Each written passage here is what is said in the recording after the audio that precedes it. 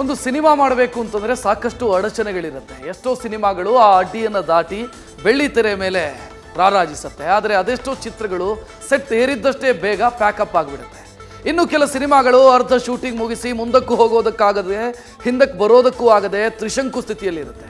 ಅಂಥದ್ದೇ ಒಂದು ಚಿತ್ರದ ಶೂಟಿಂಗ್ ಅರ್ಧಕ್ಕೆ ನಿಂತಿದ್ದು ಕೋಪದ ಕೈಗೆ ಬುದ್ಧಿ ಕೊಟ್ಟ ನಟ ನಿರ್ದೇಶಕನ ಮೇಲೆ ಗುಂಡು ಹಾರಿಸಿ ಹತ್ಯೆಗೆ ಯತ್ನಿಸಿದ್ದಾನೆ.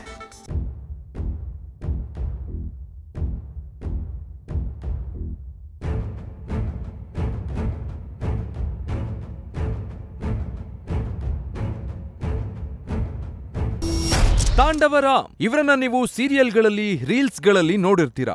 ಭೂಮಿಗೆ ಬಂದ ಭಗವಂತ, ಜೋಡಿ ಹಕ್ಕಿ ಸೀರಿಯಲ್ ಮೂಲಕ ಮನೆ ಮಾತಾಗಿದ್ದ ನಟ ಆದ್ರಿವತ್ತು ನಿಜ ಜೀವನದಲ್ಲಿ ಕಳನಟನಾಗಿ ನಿಂತಿದ್ದಾನೆ.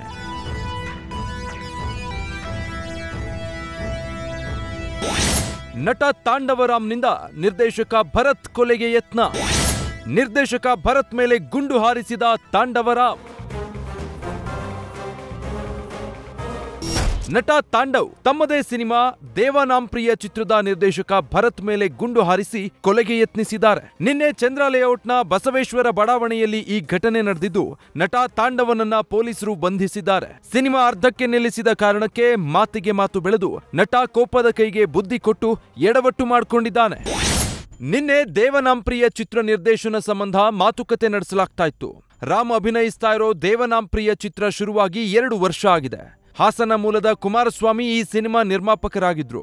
ಆದ್ರೆ ಹೇಳಿದ ಸಮಯಕ್ಕೆ ಸಿನಿಮಾ ನಿರ್ದೇಶನ ಮಾಡಿ ಮುಗಿಸಿಲ್ಲ ಎಂದು ತಾಂಡವ್ ಆರೋಪ ಮಾಡಿದ್ದು ಸಿನಿಮಾದ ಸ್ಕ್ರಿಪ್ಟ್ ಮಾಡಲು ಕೊಟ್ಟಿದ್ದ 6 ಲಕ್ಷ ರೂಪಾಯಿಯನ್ನ ವಾಪಸ್ ಕೇಳಿದ್ದ. ನಿನ್ನೆ ಬಸವೇಶ್ವರ ಬಡಾವಣೆಯ ನಿರ್ಮಾಪಕರ ಮನೆಯಲ್ಲಿ ಮೀಟಿಂಗ್ ನಡೆಸಲಾಗಿತ್ತು. ಈ ವೇಳೆ ಮಾತಿಗೆ ಮಾತು ಬೆಳೆದು ಭರತ್ ಮೇಲೆ ಗುಂಡು ಹಾರಿಸಿದ್ದಾನೆ.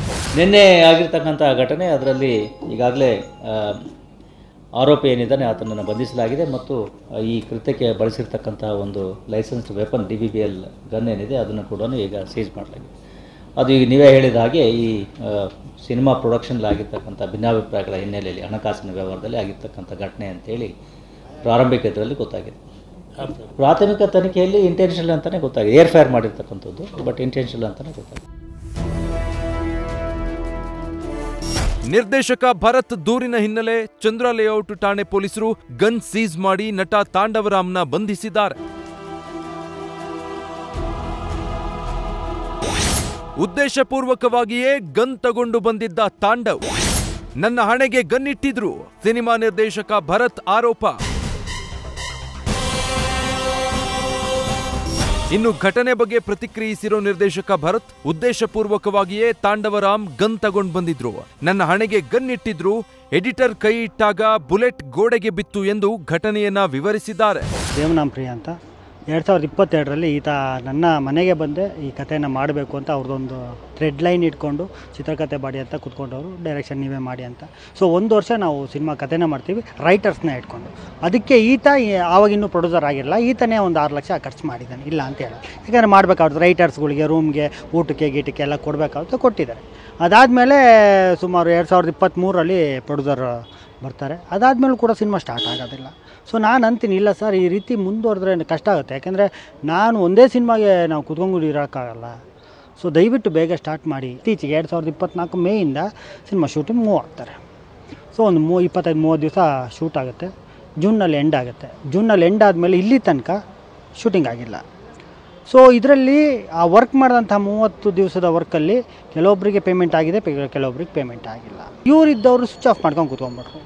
ಸೊ ಅವ್ರು ಯಾರ ಹತ್ರ ಕೇಳ್ತಾರೆ? ನನ್ನ ಹತ್ರನೇ ಬರಬೇಕು. ಈಗ ನಾನು ಸ್ವಿಚ್ ಆಫ್ ಮಾಡ್ಕೊಂಡ್ರೆ ಚೆನ್ನಾಗಿರೋದು, ಯಾಕೆಂದರೆ ದಿನಗೂಲಿ ಕಾರ್ಮಿಕರು ಸರ್. ನಿನ್ನೆ ಮಾತಿನ ಚಕಮಕಿ ಆಗುತ್ತೆ, ನೀವು ಯಾಕೆ ಕೇಳ್ತೀರಾ ಅನ್ನೋವಂಥ ಮಾತುಗಳು ನಾನು ಕೇಳಬೇಕು ಸರ್. ಆ್ಯಸ್ ಎ ಡೈರೆಕ್ಟರ್ ನಾನು ನೀವು ಏನು ಕೇಳ್ತೀರಾ ಕೆಲ್ಲ ಹಂಗೆ ಅಂತ ಮಾತಿನ ಚಕಮಕಿ ಆಗುತ್ತೆ. ಅವಾಚ್ಯ ಶಬ್ದದಿಂದ ಬೈತಾರೆ, ನನಗೂ ಸಿಟ್ಟು ಬರುತ್ತೆ. ಈ ರೀತಿ ಎಲ್ಲ ಮಾತಾಡಬೇಡಿ ಅಂತ ಹೇಳ್ತೇನೆ. ಅದಾದ ನಂತರ ಅವರಿದ್ದವರು ಸರಿ ನಾನು ಕತೆ ಖರ್ಚು ಮಾಡಿದಂಥ 6 ಲಕ್ಷನ ಕೊಡು ಅಂತಾರೆ. ಕತೆ ಖರ್ಚು ಮಾಡಿರೋದು ನಿಮ್ಮ ಕತೆಗೆ ಸರ್, ರೈಟ್ರಿಗೆ ಕೊಟ್ಟಿರೋದು. ನನ್ನ ಪರ್ಸ್ನಲ್ಲಿಗೆ ನಾನು ಸಾಲ ಇಸ್ಕೊಂಡಿದ್ದಲ್ಲ, ಅದು ಸಿನಿಮಾಗೋಸ್ಕರ ಮಾಡಿರೋವಂಥದ್ದು. ಅದನ್ನು ನೀವು ಪ್ರೊಡ್ಯೂಸರ್ ಹತ್ರ ಹೇಳಬೇಕು, ಸರ್ ನಾನು ಕತೆಗೆ ನಾನು ಖರ್ಚು ಮಾಡಿದ್ದೀನಿ, ಆ ದುಡ್ಡು ಕೊಡಿ ಅಂತ ಇಸ್ಕೋಬೇಕು. ಅವೆಲ್ಲ ನನಗೆ ಗೊತ್ತಿಲ್ಲ, ನನಗೆ ಗೊತ್ತು ಹೆಂಗೆ ಇಸ್ಕೊಳ್ಳೋದು ಅಂಥೇಳಿ ಅವನ ಅಸ್ಟೆಂಟ್ ಹತ್ರ ಗನ್ ಥರ ಕೇಳ್ತಾನೆ. ಗನ್ ತಂದು ಇಟ್ಕೊಳ್ತಾರೆ. ನಾನೇನೋ ಹೆದರ್ಸೋದಕ್ಕೆ ಇದು ಮಾಡ್ತಾಯಿದ್ದಾನೆ ಅಂದರೆ ಮಾತಿನ ಚಕಮಕಿಯಲ್ಲಿ ಬಂದವರೇ ಹಣೆಗಿಡ್ತಾರೆ. ರಿಗರ್ ಒತ್ತಬೇಕು. ಅಷ್ಟೊತ್ತು ನಮ್ಮ ಎಡಿಟ್ರ್ ಪಕ್ಕದಲ್ಲಿದ್ದರು, ಮಲ್ಲಿಕಾರ್ಜುನ್ ಅಂತ ಅವರಿದ್ದವರು ಅದನ್ನು ತಳ್ತಾರೆ, ಅದು ರೈಟ್ ಸೈಡಿಗೆ ಹೋಗಿ ಬೀಳುತ್ತೆ. ಉಗ್ರಲ್ಲಿ ಹೋಗೋದಕ್ಕೆ ಕೊಡ್ಲಿ ತಗೊಂಡ್ರು ಅನ್ನೋ ಹಾಗಾಯ್ತು ನಟ ತೆಗೆದುಕೊಂಡ ನಿರ್ಧಾರ. ಸಮಸ್ಯೆಯನ್ನ ಕೂತು ಬಗೆಹರಿಸಿಕೊಳ್ಳಬಹುದಾಗಿತ್ತು. ಸಿನಿಮಾದ ಶೂಟಿಂಗ್ ಅರ್ಧ ಮುಗ್ದಿದೆ. ನೂರಾರು ಕಲಾವಿದರು, ತಂತ್ರಜ್ಞರು ಸಿನಿಮಾದಲ್ಲಿ ಕೆಲಸ ಮಾಡ್ತಿದ್ದಾರೆ. ಇವರ ಈ ಕಿತ್ತಾಟದಿಂದ ಸಿನಿಮಾ ನಿಂತೆ ಹೋದ್ರೆ ಏನ್ ಗತಿ ಅಲ್ವಾ? ಅದಕ್ಕೆ ಹೇಳೋದು, ಕೋಪದ ಕೈಗೆ ಬುದ್ಧಿ ಕೊಡಬಾರ್ದು ಅಂತ. Shivakumar, news first, Bengaluru. News first ನಿರ್ಭೀತಿಯಿಂದ ನಿಮ್ಮ ಪರವಾಗಿ.